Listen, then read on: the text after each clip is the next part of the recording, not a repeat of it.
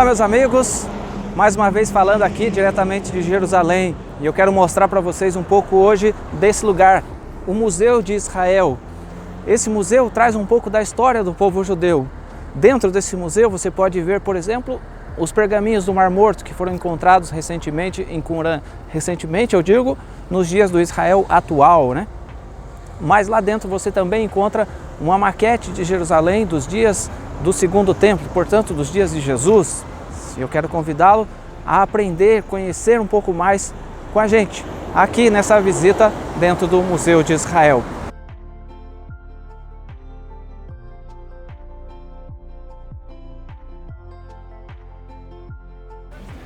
Shalom pessoal, tudo bem? Hoje aqui de Jerusalém, fazendo esse vídeo na maquete aqui do templo no Museu de Jerusalém. E é muito importante explicar um pouco sobre como foi construído os dois Beit HaMikdash e qual a nossa esperança para o terceiro templo. Primeiramente, como que surgiu a ideia de se construir um templo? Nós sabemos que no deserto, na caminhada ali com o Moshe Rabbeinu, foi construído o Mishkan, que o Eterno ordenou para construir uma arca, construir uma mesa, construir todo um lugar de adoração onde se fizesse sacrifícios para perdão de pecado, também sacrifícios para conseguir a misericórdia do Eterno, também sacrifícios de agradecimento. Onde esse Mishkan, levado pelo deserto durante 40 anos, chegou na Terra Prometida e ficou em Shiló por muito tempo. E então, depois, posteriormente, Davi, quando ele construiu o seu palácio, construiu sua casa, ele sentiu no seu coração a vontade de construir uma casa para o Eterno. E quando Davi falou para o Eterno, vou construir uma casa para o Senhor, Deus falou para Davi, tua mão tem muito sangue, tua mão derramou muito sangue. E a tradição judaica tem dois ensinamentos, um, que Davi matou muita gente, e dois, que Davi matou em nome do Eterno. Muitas vezes, as guerras que Davi fez foi em nome do Eterno. E se Davi tivesse construído o templo, jamais Deus poderia ter destruído esse templo, segundo alguns sábios. E é interessante essa interpretação. Ficando essa tarefa, então, para seu filho Salomão.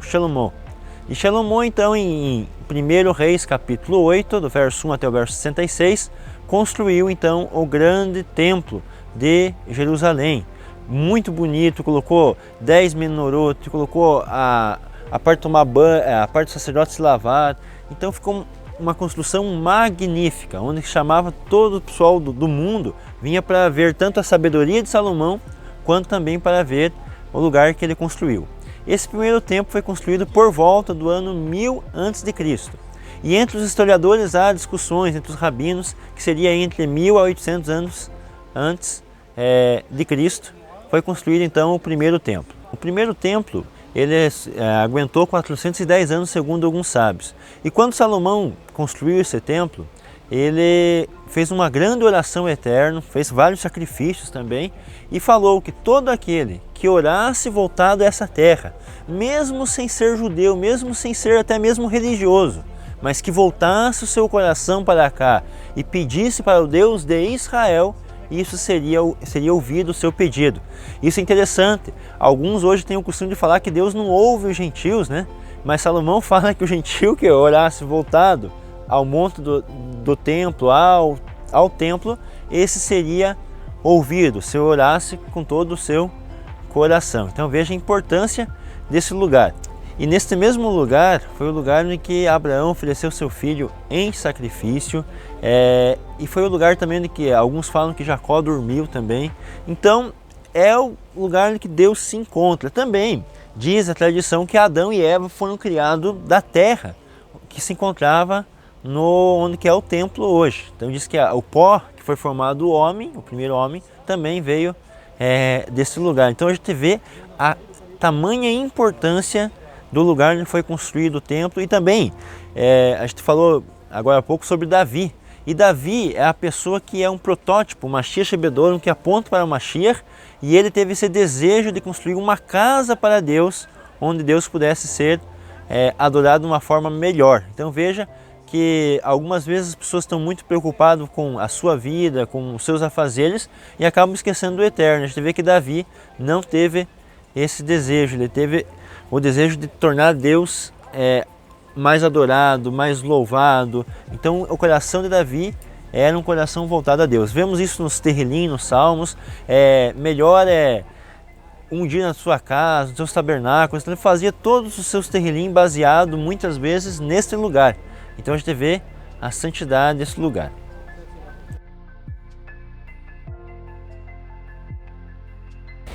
E depois que Shelomo construiu o templo, houve uma sucessão de reis de Judá.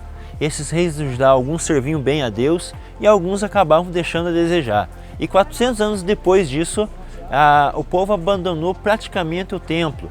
E aqueles que ainda tinham algum acesso ao templo faziam um serviço totalmente corrupto, não estavam preocupados com o eterno, estavam deixando a desejar. Então Deus permitiu que o povo de Israel fosse levado cativeiro por 70 anos e então o templo foi destruído por Nabucodonosor. Após o templo ser destruído, ficaram muito tempo abandonado. Quando o povo voltou, então houve um choro, um planto de ver o lugar do templo. Então eles começaram a reconstruir, só que não foi uma tarefa fácil. Eles receberam de Ciro o mandado de construir o templo, mas não conseguiram na época de Ciro porque houve pessoas que eram contra. Diz que também até mesmo seu irmão Edom trabalhava contra a construção do templo, e eles conseguiram só construir o templo na época de Dário, o reinado de Dário. Então muitos anos depois de Assuero, depois que Ciro já tinha morrido, então que eles conseguiram construir o segundo templo. E a construção do segundo templo, ela está relatada, está descrita em Esdras capítulo 6. Então se vocês leem Esdras capítulo 6, vocês verão a construção e podemos dizer a reinauguração do templo, que seria então o segundo. Então vemos que a construção dos dois templos está relatada na Bíblia, em 1 Reis capítulo 8 e em Esdras capítulo 6 você verá a construção do primeiro e do segundo templo. E o segundo templo durou também em torno de 400 anos após a sua construção, sendo destruída no ano, do ano 70 da nossa época aproximadamente. E o templo interessante, que é o lugar onde que Yeshua frequentava. Então Yeshua, na medida do possível, o nosso Mashiach sempre ia ao templo e lá ensinava, não bem na parte central, mas na parte que Herodes havia construído em volta do templo, nas muralhas, e ali ele ensinava ao povo. E depois da sua morte, nós vemos que fala que Paulo, Pedro, entre outros personagens, João, Tiago, subiam ao templo orar, frequentavam o templo, eram unânimes em oração no templo de Jerusalém. Então a gente vê a importância desse lugar para o nosso povo, até que então foi destruído no ano 70 e depois na época ainda de Bar Korba ele foi ainda totalmente destruído o lugar onde ficava o templo ainda, se cumprindo que Yeshua disse que não ficaria pedra sobre pedra do templo, né?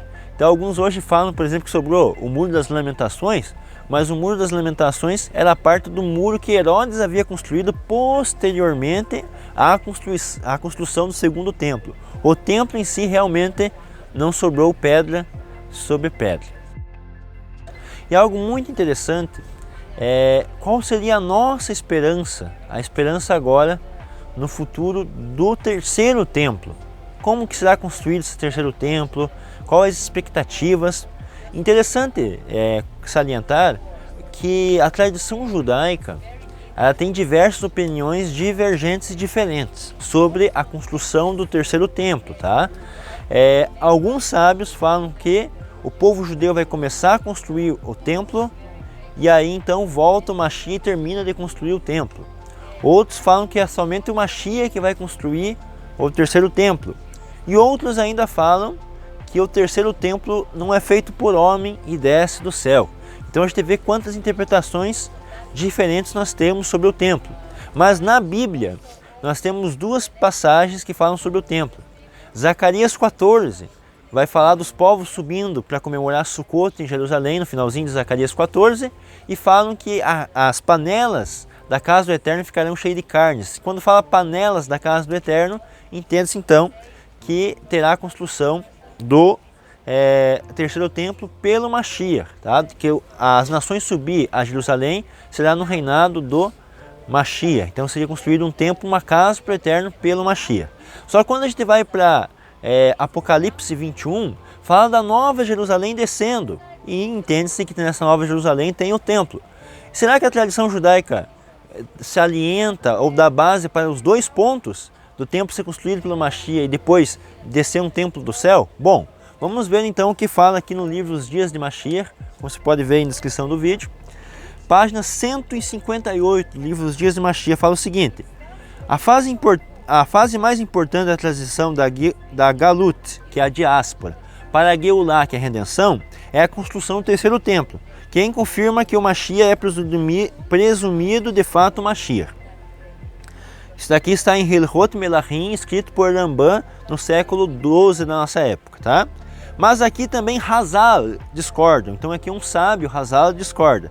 Segundo o livro místico Zohar, o próprio Hashem construirá este Beit HaMikdash, tornando-o eterno, ao contrário dos anteriores feitos pelos homens. Da mesma forma, em seu comentário sobre Sukkah 41a, Rashi escreve que o terceiro templo virá direto do céu, pois como está escrito, tuas mãos estabeleceram o santuário de Hashem, Êxodo 15, verso 17. O que ocorre aqui? Dois grandes sábios, pilares do judaísmo, Rambam e Rashi, têm opiniões diferentes. Rambam fala que o Mashiach vai reconstruir o templo, ou Mashiach, ou o homem, Mashiach, e já Rashi fala que o templo desce do céu. E as duas são opiniões judaicas. E uma dá base para Zacarias 14 e outra dá base para o Novo Testamento, Apocalipse 21, quando falam da Nova Jerusalém descendo. E como que a gente harmoniza os textos? Aqui fala ainda na página 159 o seguinte: os componentes feitos pelo homem e os componentes divinos do templo se combinarão de diversas maneiras. Primeiro, o templo que desce do alto será revestido no templo construído por Mashiach, assim como o fogo do altar que descia do céu era revestido pelo fogo, aceso pelo homem por ordem do Eterno. Então aqui a tradição judaica fala, ela harmoniza as duas opiniões. Fala então que o Mashiach vai construir o templo físico, o terceiro templo, mas que este vai ser revestido pelo templo que desce do céu. É muito interessante, até mesmo eu já conversei, discuti com algumas pessoas que ficavam pensando, tá, Mashiach vem, reconstrói a terra, traz o estado idênico, devolve a terra para Deus depois de 1000 anos, como Deus entregou ao homem, como o jardim do Éden. Mas daí como que vai descer Nova Jerusalém? Será que ela ia destruir a Jerusalém construída pelo Mashiach? Mas aqui no comentário judaico então fala que ela é revestida. E aqui nós temos então, assim como era feito no altar, que o animal era morto pelo homem, tinha fogo. E por que descer fogo do céu? Para se unir o que o homem fez com o que Deus fez, né? Lembrando que o homem foi construído como um parceiro de Deus na criação. O homem foi construído para cuidar do que Deus fez. Então, querendo ou não, o homem é o parceiro de Deus nesta criação. E aí nós continuamos, mais um comentário aqui bem interessante sobre o terceiro templo. Fala o seguinte, página 160 dos Dias de Mashiach. Baseado no versículo, a menos que Hashem construa a casa e seus construtores labutam em vão. Tehillim 127, verso 1. O livro místico Zohar explica que, como anotado, o primeiro e o segundo templos foram construídos pelo homem e, portanto, não tinham futuro, ao passo que o terceiro templo construído por Deus existirá para sempre. Muitas declarações de Hazal afirmam que o terceiro Beit HaMikdash será eterno. Por exemplo, a Guemará enfatiza que a localização do templo é chamada de montanha por Abraão, de campo por Isaac e de casa por Yaakov, Pessahim 88a. Então, tratado de Pessahim 88a, cada um dos patriarcas chama o monte do templo de um nome. Um chama de montanha, que Abraão chama de montanha, Isaac chama de campo e Jacó chama de casa. E aí o comentário final fala, e os comentaristas escrevem que esses três termos se referem aos três templos, significando nem uma montanha e nem um campo são habitações permanentes, ao passo que uma casa é. Então os dois primeiros patriarcas chamaram de montanha e campo, que não são habitações contínuas, mas já a casa é considerada como uma habitação contínua. Então aqui a casa, a referência de Jacó, que se refere ao Mashiach, que reconstruirá o templo e Deus então revestirá esse templo. Então a gente vê a nossa esperança nesse Beit HaMikdash, que é onde os homens se encontram para servir ao Deus Todo-Poderoso. Então a gente vê a santidade e como é sagrado este lugar.